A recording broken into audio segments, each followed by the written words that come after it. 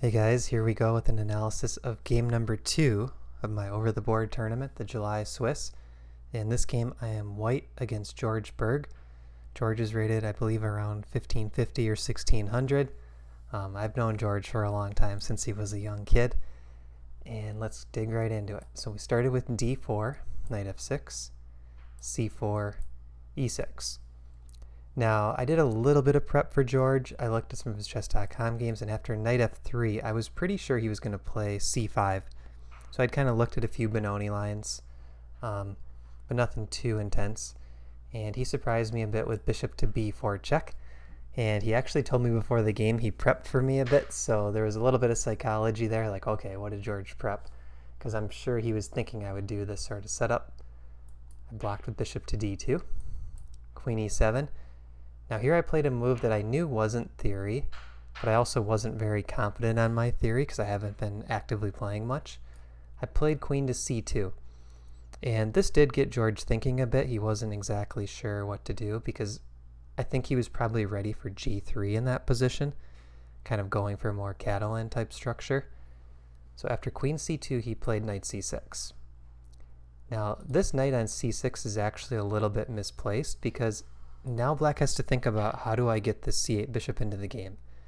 And in the current position, there's not a real harmonious way to do it. And also I'm eyeing a real quick e4. So in the game I played g3, trying to transpose it into what looks sort of like a Catalan structure. But what I think I should have done, in hindsight, is I should have played knight to c3 and gone for a real quick e4. Because if I can get e4, and this is a huge advantage for white. So let's say he plays bishop takes c3. I could take back with the bishop. Nice big advantage. Bishop pair. And if he plays d5, now my plan would be e3. And here we have like a queen pawn structure, but the knight's misplaced on c6. Also, this tension between c4 and d5 favors me because the d5 pawn only has two options. It can sit still, or it could take. But if you look at this pawn on c4, it has three options. It can sit still, it can take, or it can push. So there's a pawn tension advantage here in the center for me, as well as this misplaced knight on c6. So the line could continue bishop takes c3, bishop takes, knight e4, a3, let's say castle, bishop to d3. So in this line I'm not getting the bishop pair, but look at this center. Really nice center for white. So I think already this is a pretty clear edge in this position. And Stockfish is saying it's almost a pawn and a half. Okay, so in the game I did g3. George traded bishops, typical in the Bogo-Indian. Castle, bishop g2, d6. And now his plan is pretty clear. He wants to play e5, put all these pawns on dark squares, because if I put my pawns on light squares, it's the same color as this bishop on g2. Right, so he's playing for this bishop imbalance. He wants his light square bishop to be a good bishop, and my light square bishop to be trapped by my own pawns. So here I castled. After e5, I did agree to lock up the position, and here there was a critical move for black. Knight to b8 should be played. It looks funny, why do you want the knight back on the starting square? But the idea is you move this light square bishop out, bring that knight back to d7, and then it can kind of guard these dark squares. Not knight d4. So in the game, George played knight to b4. And after knight to b4, queen to c3, knight to a6. This is a critical point for me. The time management was a lot better this game than in the first game. I was feeling more comfortable in this position. I really enjoy having the extra space here. But one thing I didn't appreciate was how strong this knight c5 move is going to be. Because if knight c5 gets played and then I go b4, there's actually this kind of annoying knight to a4. And it's hard to get that knight out of there. And I didn't realize that in this position, and I played h3.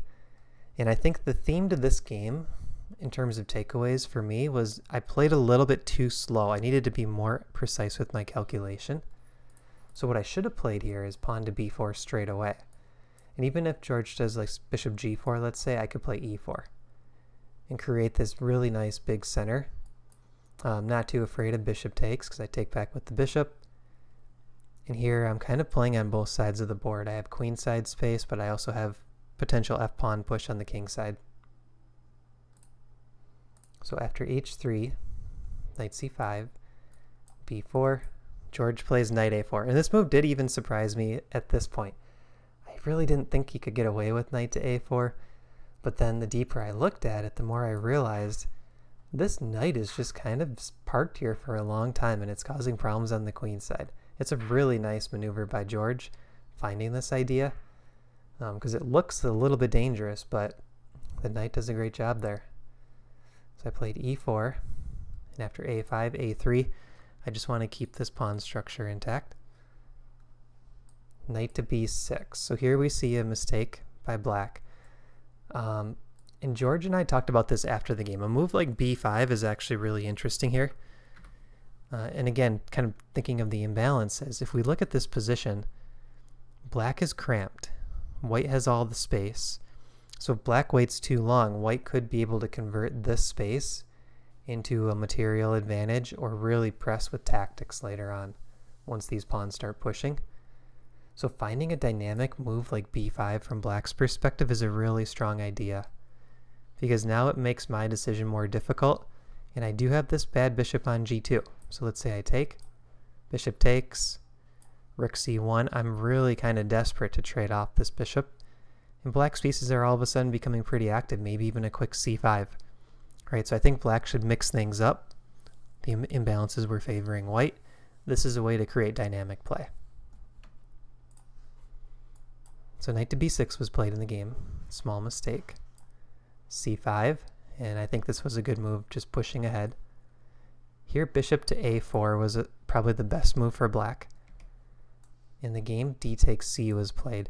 And now at this point I felt like I was in the driver's seat. You know, this is close to a winning position already, I believe, just because these pawns are way too strong, and now black's pieces are getting really tied down.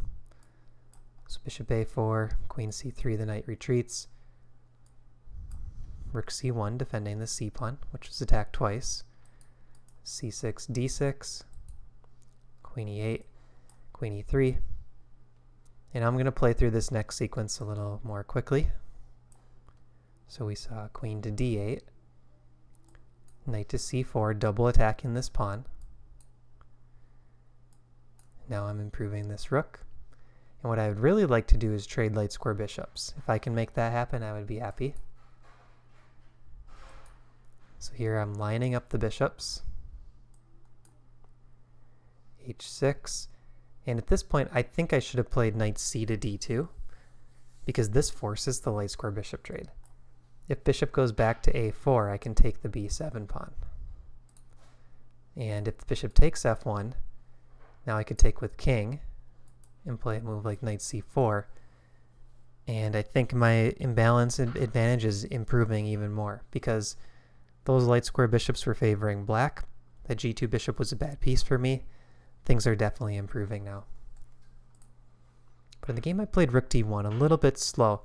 And George and I were joking after the game. It was actually kind of hard to figure out a plan for both sides.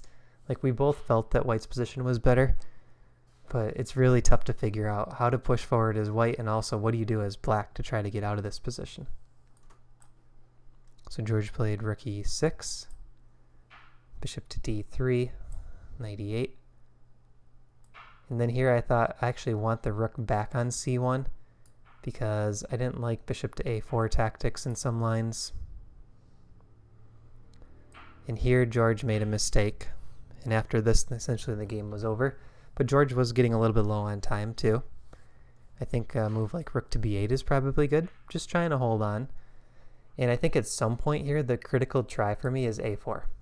And I looked at this idea in the game a few times, but I was always just thinking, well, I don't want to give this counterplay of the a pawn. But here's what could happen. Bishop takes, knight to b6. And if black takes this knight on b6, now I'm coming in with the rook. This a pawn's going to drop and the bishop can't easily get back. So now we see like rook a1, bishop b5, takes, takes, takes. This pawn might also drop. There's a pass pawn on d6 that's protected. So this is probably a really good attempt to play for the win, getting this a4 move in. After rook f6, I was able to win this pawn. And at this point, it's really tough for black. The b7 pawn's attacked, this pawn's about to push. This rook's a little bit misplaced. So here I expand, and then f6 was kind of the final blunder. Queen c4, and there's no way to defend the rook. And here George resigned. So I think my takeaways in the opening, I think I need a better understanding of these positions if I'm going to be playing for the Bogo-Indian, playing this move order. I have to be ready for some of these setups and not always falling back on the old kingside fianchetto. I mean, knight c3 is just a really strong move here. And here I need to work a little bit on my calculation. Finding a move like b4 is critical in terms of shutting down black's play. I definitely should have gone for that. And then somewhere around this point, maybe playing a little bit more quickly. So in game 1, I rushed it a bit. I tried to press my advantage too fast, and that was in the back of my mind for game 2.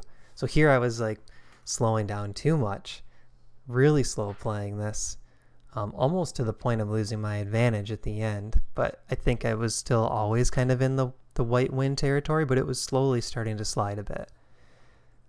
So yeah, at this point I should have played knight c to d2. So those are the main takeaways. This was game number 2 of the July Swiss. I was happy to get the win. I think I improved the time management from game 1, and I think I also slowed down a little bit, even though it was a little bit too much in terms of pressing an advantage. So those were kind of the things to work on for game 3. All right, so if you like this video, please click the thumbs up. If you're not a subscriber, please subscribe. And I'll put links in the description below if you want to learn more about ChessGoals. All right, thanks for watching, and stay tuned for round number 3 coming up.